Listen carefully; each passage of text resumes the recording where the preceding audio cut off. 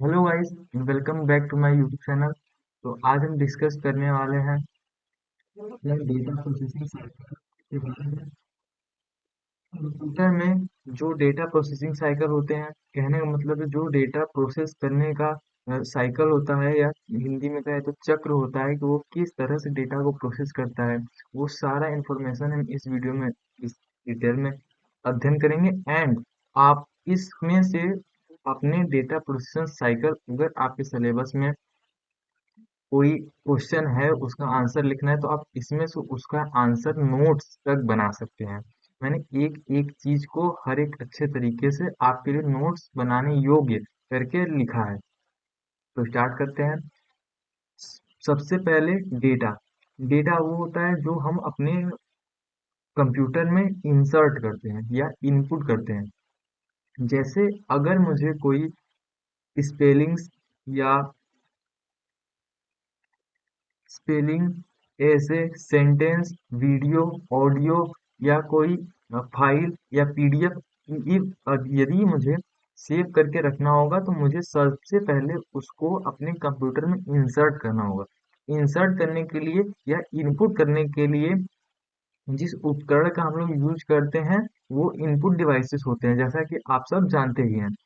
तो वो जिस चीज को या जिस आंकड़ों को अंदर करते हैं उन्हीं को इंग्लिश में डेटा कहते हैं। वो जिस चीज को भी इंसर्ट कर रहे हैं वो डेटा कर रहे हैं, डेटा को इंसर्ट कर रहे हैं। तो अब डेटा जो प्रोसेस होने जाएगा, जैसे अगर हमने मैथमेटिकल कोई लॉजिक लिया, अब डेटा प्रोसेस तो होगा बट प्रोसेस होने से पहले स्टोर होगा। डेटा प्रोसेस होगा पर प्रोसेस होने से पहले स्टोर भी होगा, क्योंकि प्रोसेस करने के लिए वो डेटा कहीं ना कहीं स्टोर होना आवश्यक है। अगर डेटा स्टोर नहीं होगा तो वो प्रोसेस नहीं कर पाएगा, और प्रोसेस करने के बाद जो आउटपुट मिलेगा हमें वो भी कहीं पहले स्टोर होगा, उसके बाद ही हमें इंफॉर्मेशन के रूप में आउटपुट मिलेगा। देन तो बस इतना है मेरा कहने का मतलब, कि जैसे अगर डेटा वो अगर हमें इंसर्ट करेंगे वो पहले एक जगह स्टोर होगा, स्टोर होने के बाद वो प्रोसेस होगा, एंड प्रोसेस होने के बाद फिर वो स्टोर होगा, और स्टोर होने के बाद हमें आउटपुट शो करेगा। तो डेटा प्रोसेस साइकिल सिर्फ इतना सा ही है। इसमें जैसे ये हर एक कंप्यूटर का कॉमन फीचर होता है।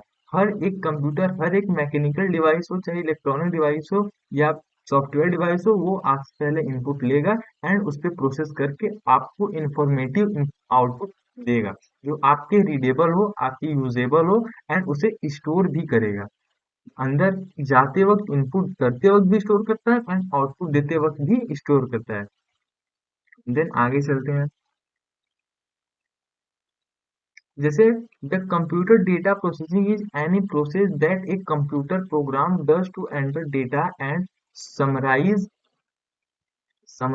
एनालाइज और convert data into usable information. The process may be automated.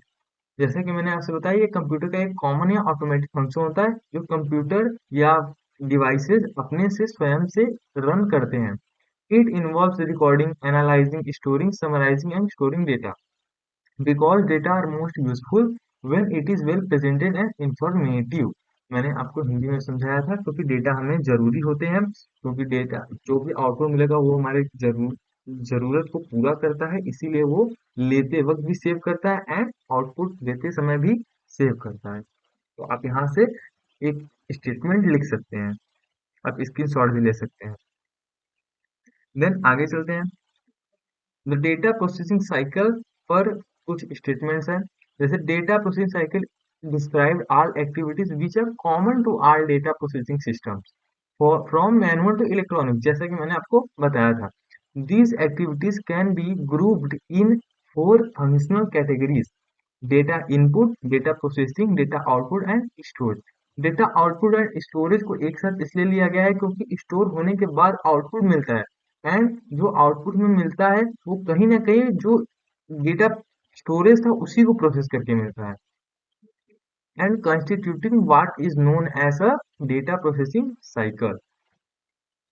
Third statement, the main aim of data processing cycle is to convert the data into meaningful information. जो data processing cycle का main aim होता है वो data को useful information या meaningful information में बनाना होता है।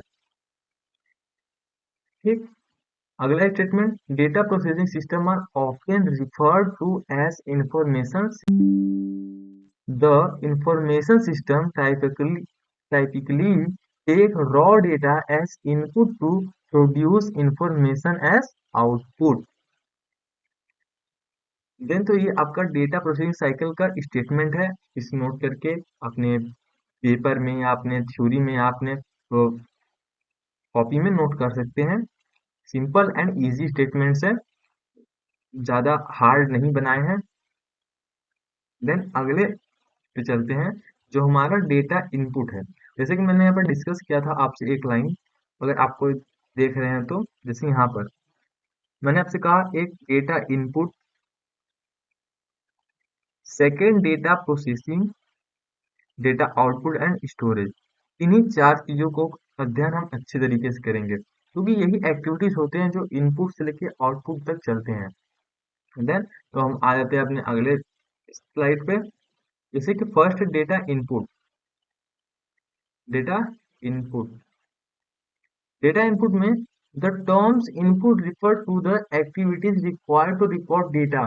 जो टर्म्स होते हैं जो रिक्वायर्ड होते हैं, मतलब आवश्यक होते हैं, जिसके लिए हम डेटा को रिकॉर्ड करते हैं, जिसके थ्रू हम डेटा को रिकॉर्ड करते हैं, वो टर्म्स रिक्वायर्ड ही होते हैं। अगर हम डेटा को रिकॉर्ड नहीं करेंगे तो वो प्रोसेस भी नहीं होंगे, प्रोसेस नहीं होंगे तो आउटपुट नहीं मिलेगा। इसलिए जो डेटा इनपुट है वो रिक्वायर्ड है।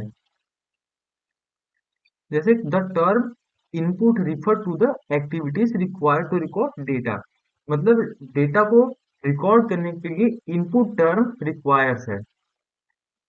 देन आगे, it's process to enter data into computer system. It's a process, मतलब यह एक प्रोसेस है जिसके द्वारा हम कंप्यूटर को डेटा एंटर करते हैं। So before we input any data, it is necessary to check or verify the data context। अगर हमने कोई डेटा दिया है तो हमें चेक करना जरूरी होता है, देख लें कि हमने जो डेटा दिया है वो सही दिया है कि नहीं, क्योंकि आप जो इनपुट देंगे उसी के अनुसार कंप्यूटर प्रोसेस करेगा।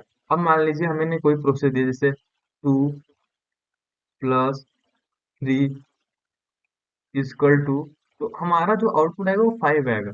बट अगर हमने ध्यान नहीं दिया, हमने 2 के जगह कोई और शब्द लिख दिया, जैसे 3 लिख दिया, तो 3 + 3 करेंगे तो हमारा जो आउटपुट आएगा वो 5 ना आकर के 6 आएगा। तो यहाँ पर हमने रॉन्ग इनपुट दिया है, क्योंकि रॉन्ग इनपुट दिया तो उसने रॉन्ग आंसर दिया, रॉन्ग इनपुट दिया रॉन्ग आंसर मिला। इसीलिए एक बार जरूर से अपने इनपुट किए गए डेटा को चेक करना नेसेसरी होता है।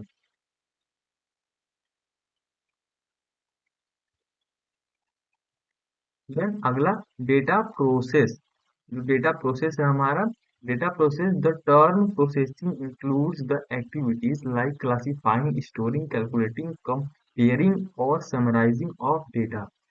जो प्रोसेस होता है डेटा का प्रोसेस, सेकंड टर्म हमारा डेटा प्रोसेस, ये वो टर्म होता है जहां पर हम अपने डेटा को कंपेयर करते हैं या फिर कैलकुलेट करते हैं या क्लासिफाइंग करते हैं या स्टोरिंग करते हैं।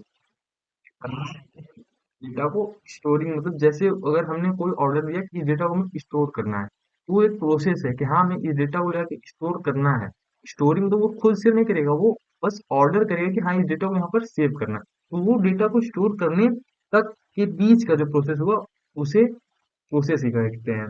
जैसे हम बात में करते हैं सेव करने का प्रोसेस, सेविंग नहीं, सेव करने का प्रोसेस। वैसे कंपेयर करना नहीं, कंपेयर करने का प्रोसेस, कैलकुलेट करने का प्रोसेस।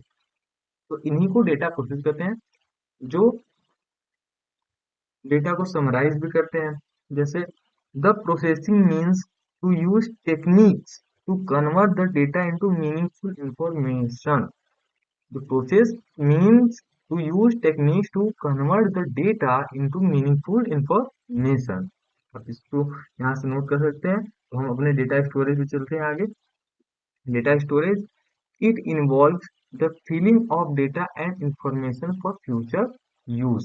जैसे कि मैंने अभी आपको शुरू में बताया कि हम इनपुट देते वक्त भी डेटा को स्टोर करते हैं, प्रोसेसिंग करते के बाद भी डेटा को सेव करते हैं, सेव करते हैं क्योंकि हमें आउटपुट चाहिए। आउटपुट के लिए जो अगर डेटा प्रोसेस कर ले और सेव ना करे तो हमें डेटा शो कैसे होगा? उसने प्रोसेस तो किया बट सेव नहीं किया, तो हमें आंसर कहीं सेव तो करना पड़ेगा।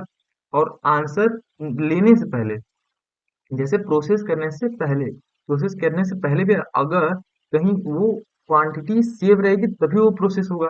इसीलिए डेटा स्टोरेज इंफॉर्मेशन को future use, its use before and after data processing. You can save and restore data anytime. Then अगला हमारा आता है data output. It is the most common processing part of all computer, because अगर ये ना हो तो हमें किसी भी डेटा का आउटपुट मिल ही नहीं सकता, और हमें ये पता भी नहीं चलेगा कि हमारा कंप्यूटर डेटा प्रोसेस कर भी रहा है कि नहीं। देन तो ये इनपुट आउटपुट डेटा जो होता है वो इम्पोर्टेंट होता है, क्योंकि अगर आपने कोई प्रोसेस किया, आपको आउटपुट नहीं मिल रहा है, आपको पता कैसे चलेगा कि हमने जो इनपुट दिया है वो सही दिया है या फिर मेरे कहीं प्रॉब्लम हो? यदि आपने बटन ऑन किया अपने पीसी का, आपका डिस्प्ले शो नहीं कर रहा है, देन कहने का मतलब कि आपको आउटपुट ही ना मिले तो आप किसी भी चीज को सॉल्व नहीं कर सकते। अगर एरर हो तो हमें कम से कम आउटपुट में एरर तो मिले, तो हमें इतना पता चलेगा कि हाँ हमारे फंक्शन में यहाँ पर या फिर इस जगह पर एरर है। बस डेटा आउटपुट का इतना ही मतलब है, जो आउटपुट मिलता है वो कम्युनिकेट करने के लिए होता है, कि हमें समझ में आना चाहिए कि हमने क्या करना है वहां पर। जैसे it's a communication function which transmit the information to the outside world. मतलब आउटसाइड वर्ल्ड, बाहर के लोगों को ये बात समझ में आनी चाहिए। After complete the process the data are convert into sentence meaningful sentences यहाँ पर सेंटेंसेस या data. After complete the process the data are converted into meaningful data या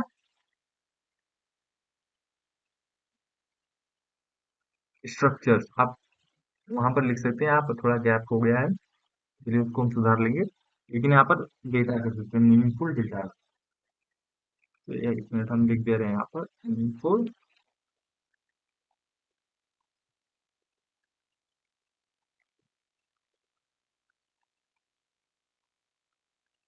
मीनिंगफुल डेटा। वैसे आगे चले तो जैसा कि हमारा यहाँ पर है sometimes the output also includes the decoding activity which converts the electronically generated information into human readable form। जैसे डिकोडिंग, डिकोडिंग कुछ जैसे अगर कंप्यूटर हमें कोई बाइनरी फंक्शन दे दे, तो बाइनरी फंक्शन देने के बाद हमें समझना पड़ेगा कि उसने उसमें लिखा क्या है। उसके लिए उसको हम फिर से कन्वर्ट करेंगे हाई लेवल में, लो लेवल से हाई लेवल में कन्वर्ट करेंगे, हाई लेवल के बाद उसको किसी नॉर्मल ह्यूमन रीडेबल फंक्शन में कन्वर्ट करेंगे। बिकॉज बाइनरी भी ह्यूमंस समझ पाते हैं, बट कुछ कम केसेस में। ज्यादातर लोग सिंपल वर्ड्स और सिंपल सेंटेंस और सिंपल डेटा को ही पढ़ पाते हैं या देख पाते हैं। ज्यादातर लोग बाइनरीज में या हाई लेवल लैंग्वेज या लो लेवल लैंग्वेज में नहीं पढ़ पाते, तो उसके लिए कई स्टेप में उसको छुपाया जाता है आउटपुट को। तो then sometimes the output also includes the decoding activity which converts the electronically generated information into human readable form। Then thanks, आज का वीडियो यहीं पर खत्म करते हैं। अगले वीडियो में हम अध्ययन करेंगे टाइप्स ऑफ कंप्यूटर, वो भी तो हम डेटा प्रोसेसिंग के अनुसार आधार पे हम अगले वीडियो में कंप्यूटर्स को क्लासिफाइंग करेंगे। Thanks for watching, please like and subscribe my channel. ऐसे कंटेंट के लिए पाने के लिए जुड़े रहें let's go to study channel से। Thank you for